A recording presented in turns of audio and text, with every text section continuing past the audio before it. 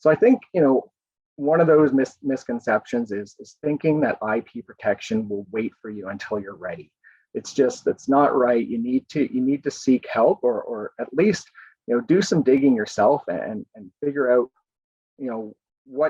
what you want to do, what your IP strategy is going to be. And it has to be a flexible strategy that's going to change with your business. Welcome to Cleantech Forward, a Foresight podcast where we explore clean tech customers, capital, and Canada's path to net zero. Tune in to learn more about Canada's most exciting clean tech startups, industry success stories, investor insights, and academic initiatives as we accelerate the growth and impact of clean tech together.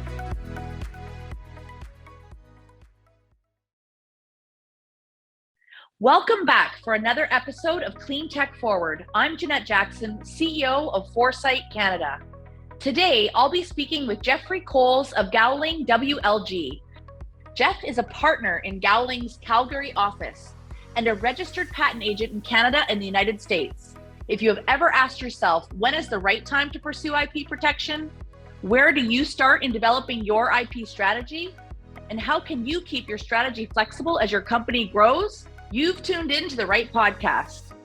Jeff is a veteran in the world of IP, and his insights are invaluable for both established innovators and budding entrepreneurs. This Cleantech Forward podcast is supported by Gowling WLG. A global leader in intellectual property law, Gowling WLG works alongside Canadian cleantech companies to develop IP strategies that maximize business opportunities and increase market share while protecting valuable innovation. From idea to investment to international expansion, Gowling WLG understands the potential of your intellectual property at every stage of growth.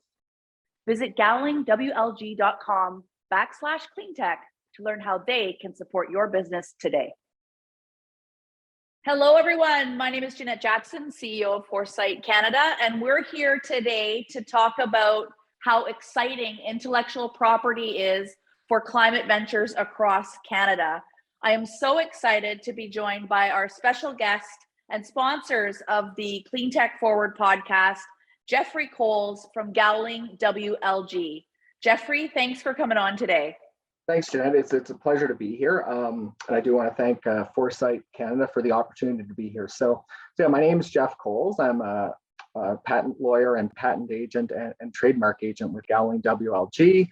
I've been practicing in this space for well over 15 years now, and it's been a great pleasure. It's a really rewarding career and really interesting. All right, let's dive into why we're really here when it comes to everything intellectual property. I know Gowling WLG has been doing an incredible job supporting Canadian ventures. From our perspective at Foresight, when we're working with the ventures, it's really important for us that they understand the strategic importance and role that intellectual property plays in the value of their future business. So IP protection serves as a powerful tool for protecting potential growth, as well as helps these ventures secure funding. Both patent and trademark protection are correlated with increased venture funding and the likelihood of business success. So why don't you tell us a little bit about the work you do, the types of ventures you support, and why you think protecting your IP is important? Yeah, sure. So, my practice started in Ontario. I did law school here in Alberta, and that was back in 2007. And I have to say, coming out of law school in 2007, the Alberta economy wasn't as diverse as it is today. And, I made the decision at that time to go to Ontario. I found, the work in Ontario that, just the type of work I was doing, it was more with foreign associates, so to speak. So, dealing with a lot of technologies that have been developed around the world, but you don't have your foot on the, you're not seeing it firsthand. So, after, developing my skills and, really gaining great experience, in Ontario, I decided it was time to come back to Alberta. And really the reason for that was there's a lot going on in the province right now, out west generally. I mean, in BC and in Alberta and Saskatchewan, there's a lot of great innovation going on right now, whether it be the ag tech space, or the AI space. There's a lot going on in AI in Calgary and Alberta. So it was, my family and I, we made the decision to come back to Alberta and the Western provinces so that we could have the opportunity to work, or I could have the opportunity to work firsthand with these startup companies who are really providing interesting technologies to the ecosystem. When I first moved out here, it was a lot of my first clients were in the oil and gas space, and really interesting technologies. Since then, I found the culture's changed slightly in that a lot of the really intelligent people who were just too busy in their roles with the oil and gas companies at the time, they've moved on to other things, and just some of the technologies they're coming up with are just fantastic. I know I work with one company, Enreach, and they do line stopping technologies, and it's really fascinating technology. So I mean, really, the opportunity to immerse yourself in the ecosystem here out west is it's fantastic. There's a lot of diversification going on, and it's really interesting work. And we're seeing now in Calgary too, quite a few new accelerators pop up. Platform Calgary just launched here in Calgary recently. That'll be really interesting to see how that works. There's a bunch of opportunity, I think, for startups. Absolutely. We've had the privilege of working with Platform Calgary on the Cleantech efforts since late 2019. And now that they're getting the pre-accelerator going, I think it's called Alberta Catalyst, and in partnership with Innovate Edmonton. And I think it's going to be a very high value, high impact initiative that scales up that early stage funnel of ventures that are really trying to make meaningful businesses have great impact, not only in the Alberta ecosystem, but obviously with those opportunities comes the opportunity for higher exports, as well as the ability to attract foreign direct investment. So very, very exciting stuff. Putting your legal lens on, how do you define intellectual property? Like, what is that to you? That's a good question. I mean, broadly speaking, obviously intellectual property is really any invention of the mind, but that's not how we tend to think of it. I mean, there's the various types of intellectual property based on the forms by which it can be protected. I mean, common ones that almost everyone have heard of, patents. So patents to protect inventions. Then there's trademarks for brand protection, such as symbols or names. Industrial designs to protect product appearance, copyright for artistic and literary works.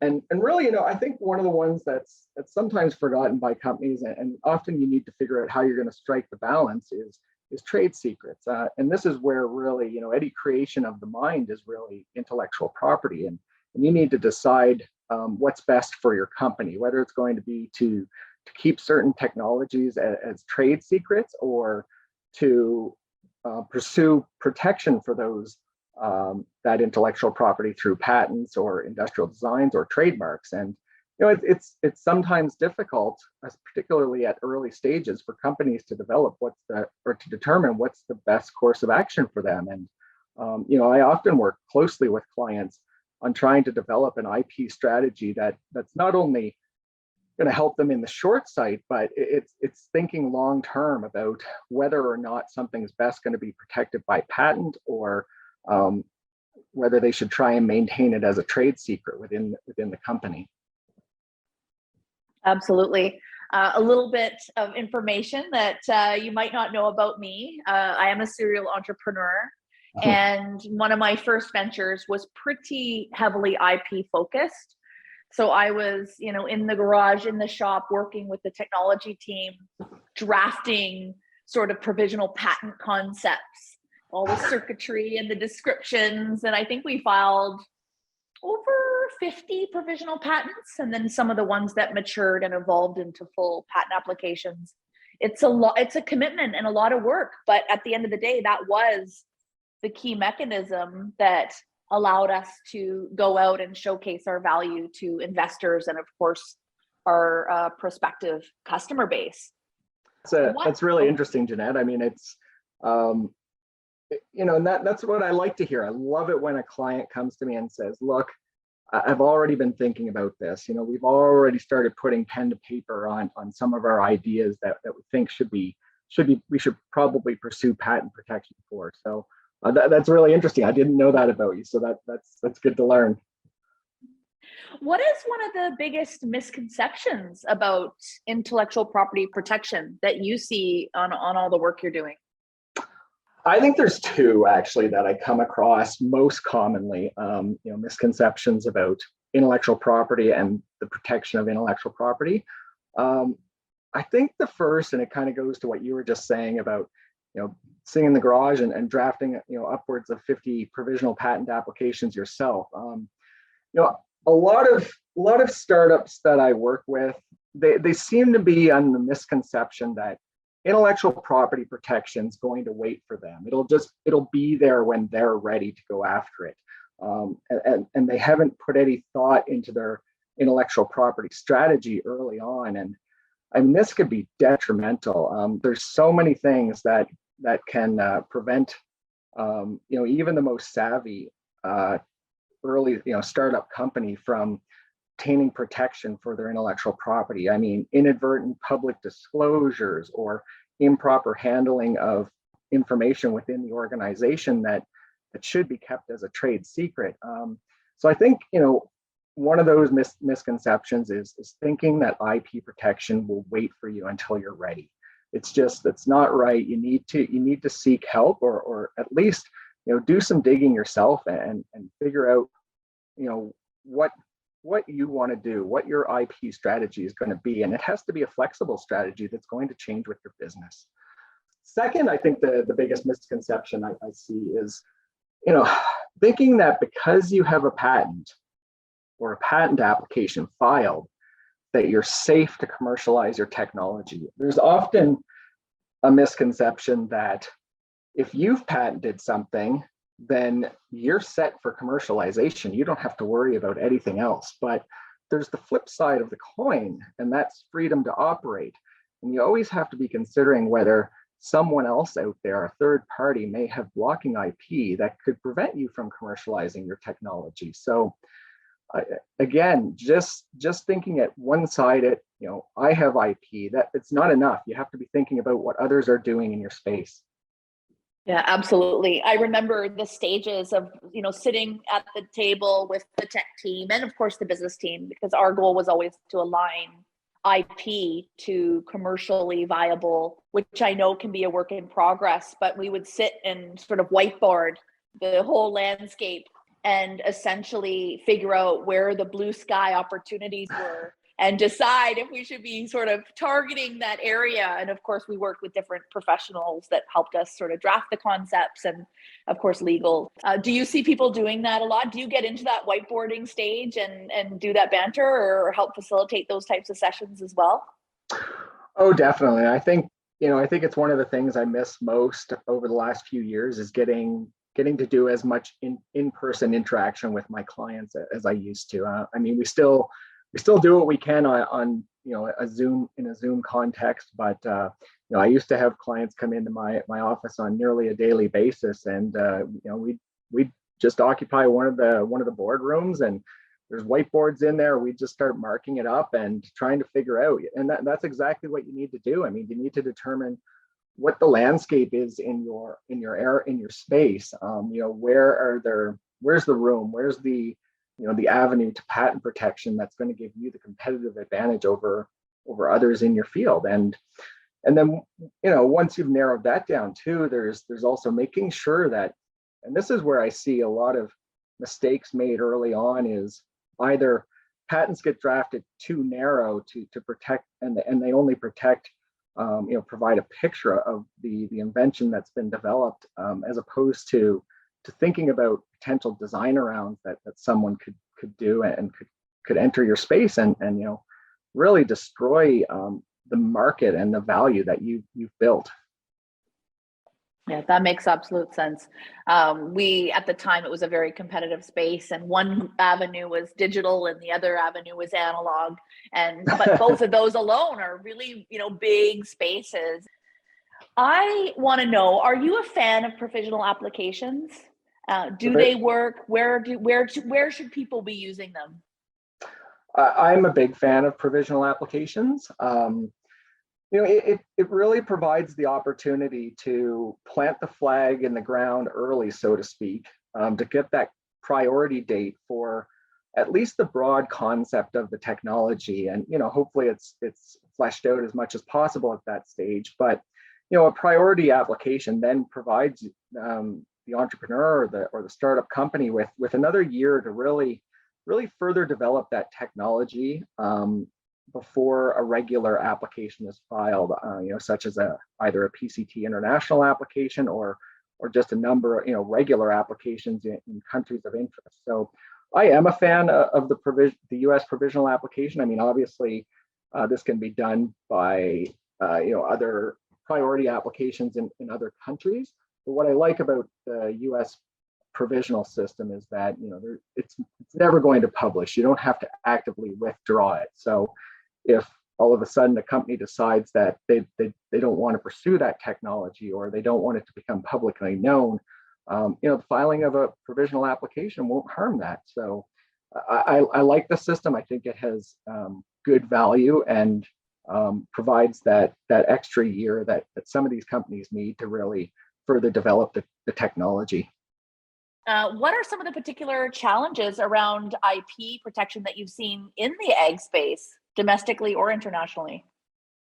I mean, that's a good question. There are a number there, and I mean, first and foremost, I think you look to our neighbor to the south, the United States, and the United States is quite different. You can obtain patent protection for plants in the United States, whereas in Canada that's not available.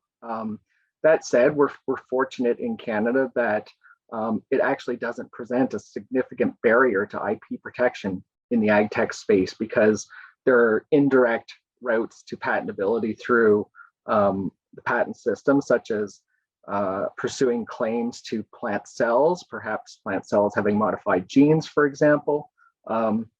And then we also have the Plant Breeders' Rights Act here in Canada, so you can get PBR protection for new varieties of plants. So, while that is a distinguishing feature between Canada and the US, and often one that shocks some of my clients here in Canada, luckily there are ways around the issue that you can't have a plant patent in Canada.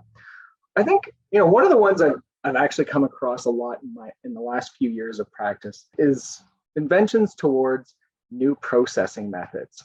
This is an interesting one because there are a lot of fantastic technologies right now being developed in methods of manufacture or methods of processing. For example, like protein isolates from any number of seed type products out there.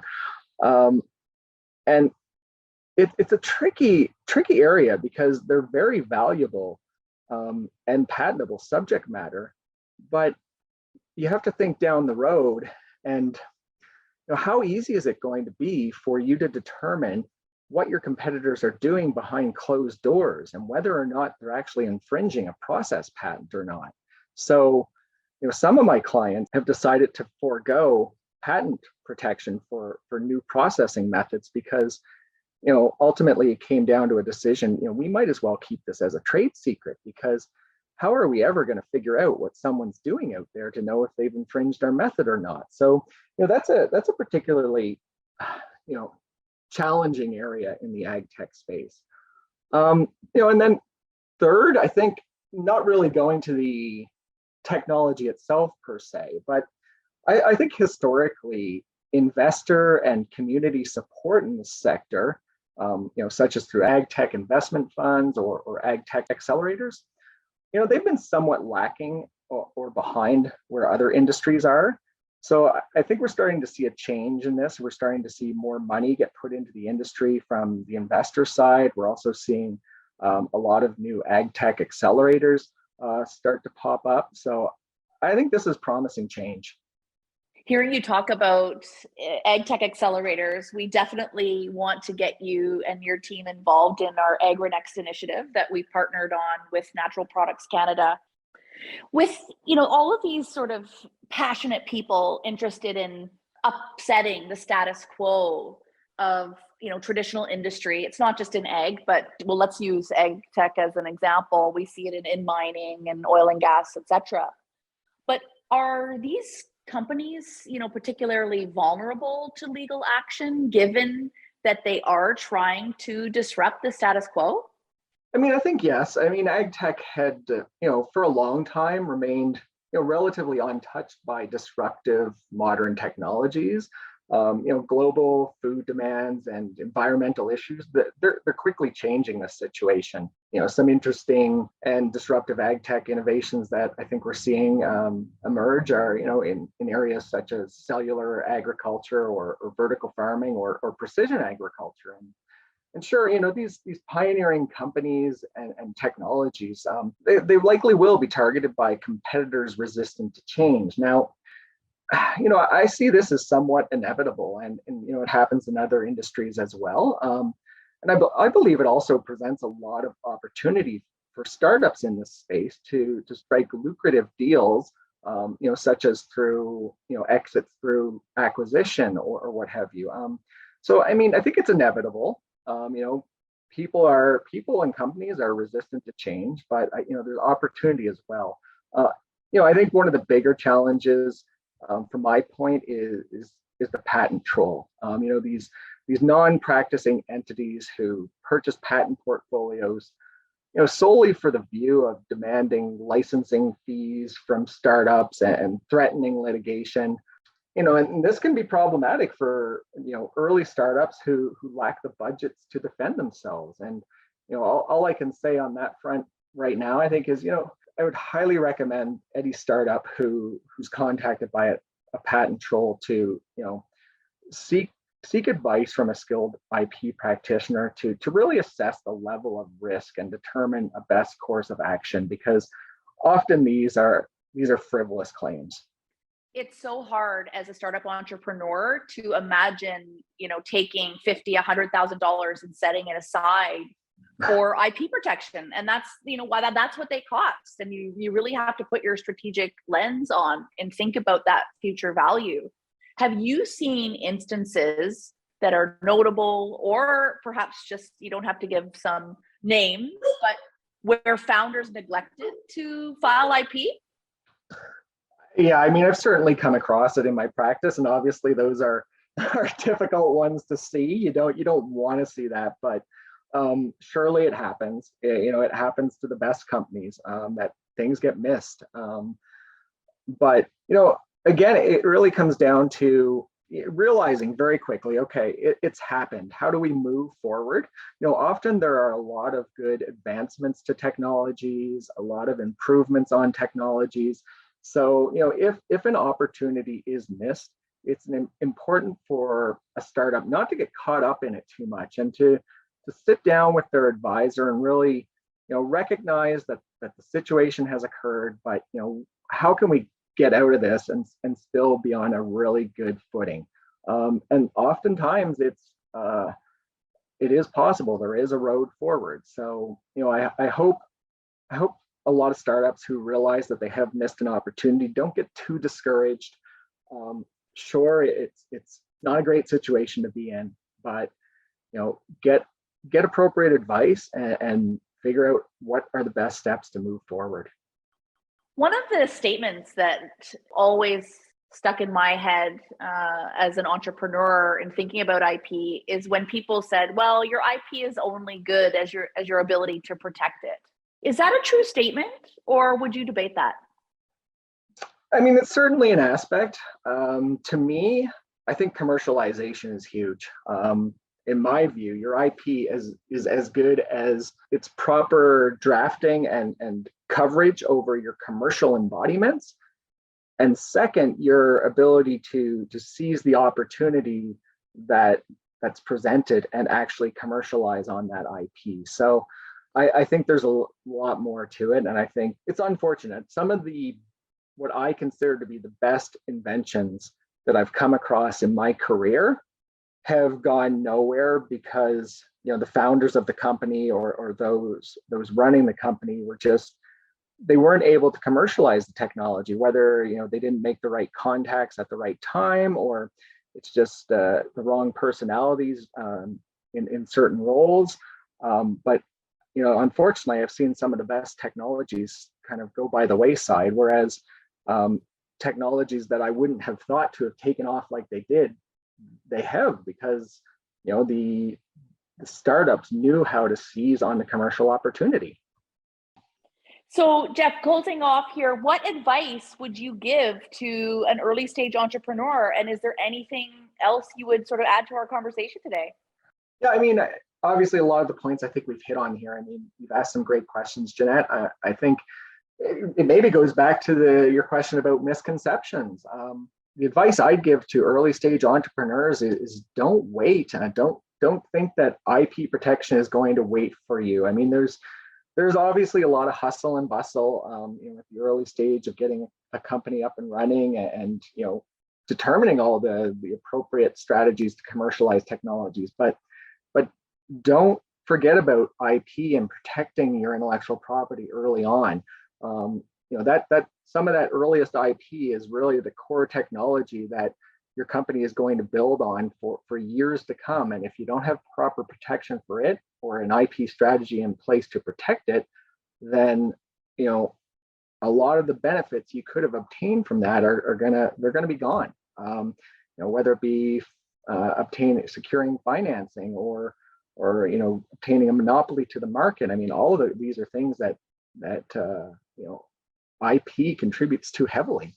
Going to things I'd like to add. I mean, you mentioned or we spoke about quickly, frivolous actions and whatnot, and you're right. I mean, it's going to happen. There are going to be David and Goliath instances. There are going to be patent troll instances, and I'd just like to tell the startups out there that don't get too discouraged. I mean, do what you need to do to move the business forward. If situations arise, particularly in Canada, we have a very favorable court system here in Canada for reducing the impact or the number of these frivolous cases we see. One of these mechanisms being an award of costs, and another. And this is one that's really just come up in the last few years, is there's been an increased opportunity for what's called summary judgment. And this is an ability to end a frivolous case early on, and thereby save a lot of litigation costs. I was handling a case a few years ago for a Saskatchewan company, TA Foods. And that was exactly the situation. We were involved in a litigation, and we were able to bring a motion for summary judgment, which got approved. It ended the case at an early stage, and really at minimal cost to the client, as compared to what a full-blown litigation would have cost. So, I think if any entrepreneurs or startups have questions, don't just assume it's going to sort itself out, or that it's the end of the day for the business. Contact a skilled practitioner and get some good advice. Absolutely. Thank you so much, Jeffrey. It's been a great time having you on this conversation, everything IP. We look forward to working more with you and your team at Gowling WLG as we continue to educate, inform not only our clean tech ventures, but the broad Canadian clean tech community at large. So thank you so much, and we'll talk to you soon. Yes, thank you, Janet. It was fabulous to have this opportunity. Thanks for tuning in to this episode of Cleantech Forward. Next week, I'll be speaking with a man some consider to be the godfather of cluster development around the world as a strategy for economic development, E4 Fowles-Williams. Next week, E4 joins us to discuss cluster development, how a strong cluster can provide economic longevity and put Canada on the map as a global leader in clean tech. We'll see you there. To learn more about Foresight's programs, events, and more, visit us at foresightcac.com. or follow us on social at Foresight CAC.